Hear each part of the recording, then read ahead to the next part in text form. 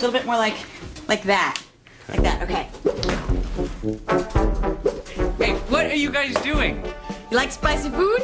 No, I hate spicy food. And what does it have to do with a piñata? Chilies. The fans want us to test hot chili cures for a spicy mouth. We've all done it. We've all regretted it.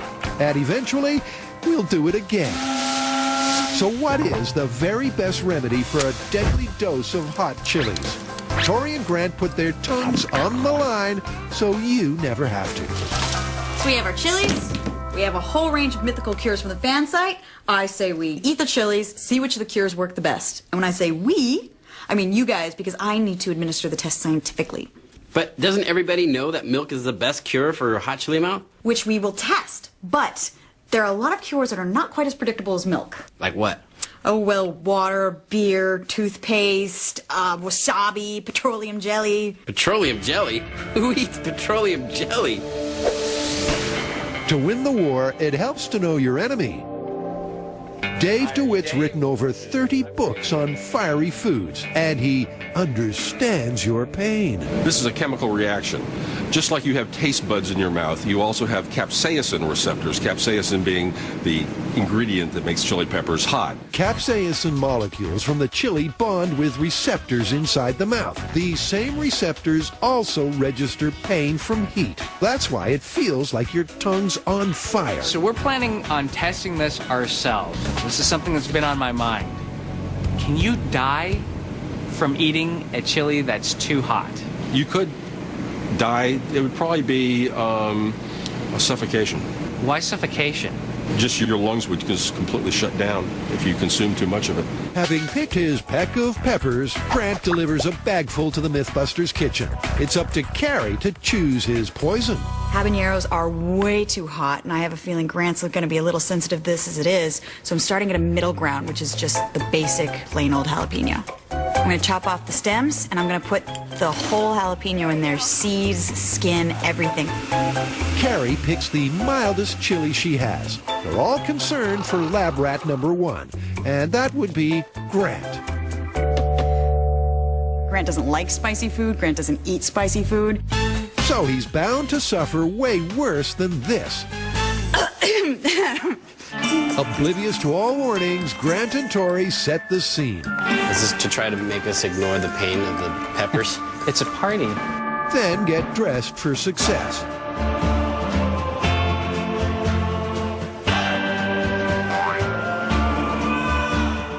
Sombreros, boots, and bandoliers. A desperately cliched battle looms between the tragically uncool, the undeniably hot,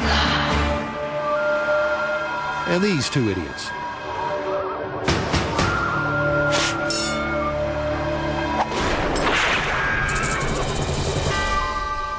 Go ahead. Make my chili. Back at the cantina, Tori and Grant prepare to suck it up in the name of science. Once again, I find another way to humiliate myself on Mythbusters. Kari's blended a not-so-secret sauce of pure jalapenos. Potential hot chili cures suggested by fans range from beer to toothpaste to petroleum jelly. Petroleum jelly in your mouth? Are you kidding me? I'm not doing that. But that's the least of Grant's concerns.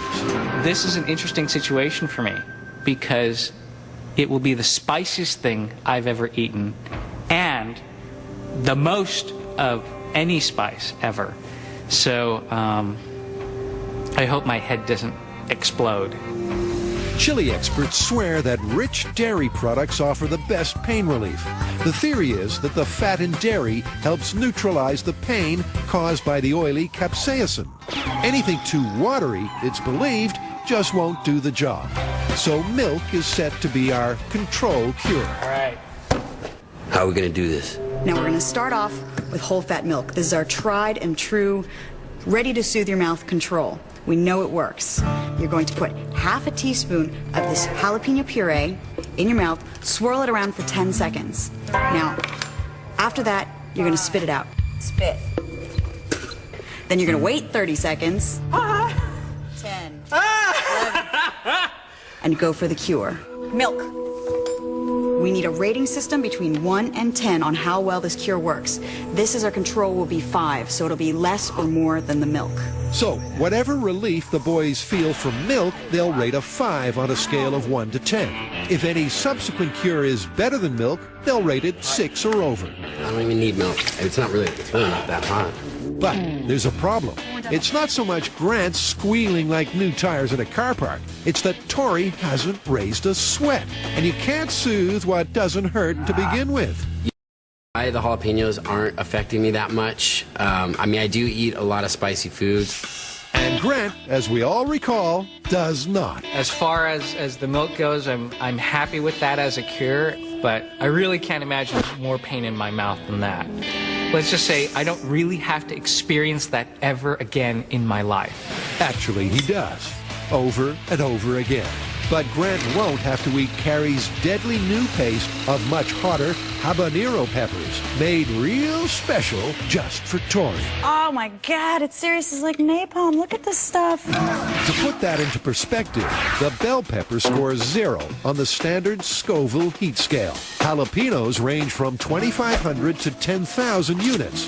Habaneros from 80,000 to 300,000. And the Butjalokia, the world's hottest pepper, rings the bell at 1 million. Tori should now feel the burn just as badly as Grant. And once that burn kicks in, the first thing most of us reach for is plain old water. I think the theory behind the water is very simple. You have a fire, you throw water on it. So the boys suck, then spit their respective pepper poisons. You've got 30 seconds to wait before you complete the water.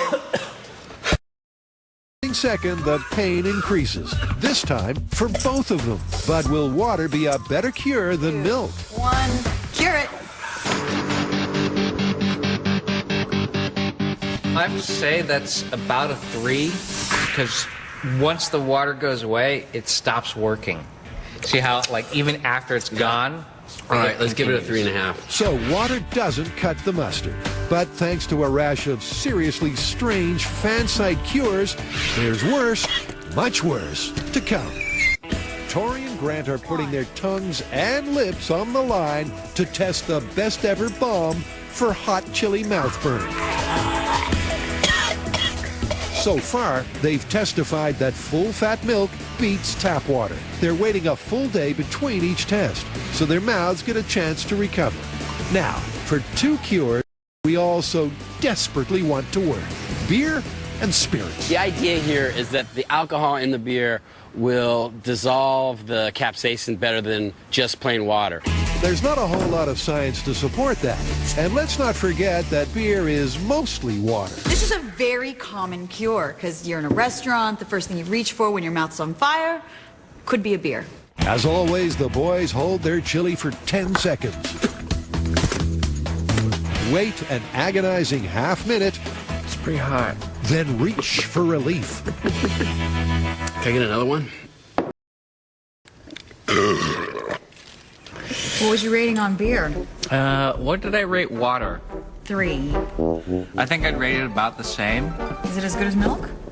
I'm going to give it a 4. Spirits are around 8 times stronger than beer. So if the theory holds true, tequila should be 8 times more effective. But Tori has his doubts. Tequila burns your mouth, so it could actually make the whole burning sensation worse. He's about to learn to trust his instincts. What's your rating? 1 to 10. Hotter. It intensifies it. 1 to 10, where are you at? -20. But both of them swished before they swallowed. Once the numbness kicks in, they revise the ratings. Tori gives tequila a 4 and Grant a 3. I think tequila is a cure for hot, spicy mouth, the way it's a cure for ugly. It just numbs it a little bit. Look at them. They look like they're all right. And that's the last of what we like to call the conventional cures. 1 recovery day later, and Kari has the first questionable cure. Well, the idea is that the gel toothpaste has a higher sugar content. You put it at the apex of your tongue, and it should cool your whole mouth. Tori and Grant pray that toothpaste won't be torture. But it's not looking likely. My mouth's on fire! That's like when you have a cut and you put sauce on it. You do that? No, I'm just saying, like, have you ever done that? No? No. Okay, maybe it's just me. This did not work at all. Toothpaste? Toothpaste stays in the bathroom, not on the dinner table. Something else you rarely reach for at dinner is petroleum jelly. Nobody's explained exactly why this is supposed to help, but it'll be a miracle if it does. My prediction is that we are going to get dry heaves. I think somebody is going to get close to vomiting. Now there's a pep talk for you. Kari saved two of the most disgusting, most insane remedies till the very end.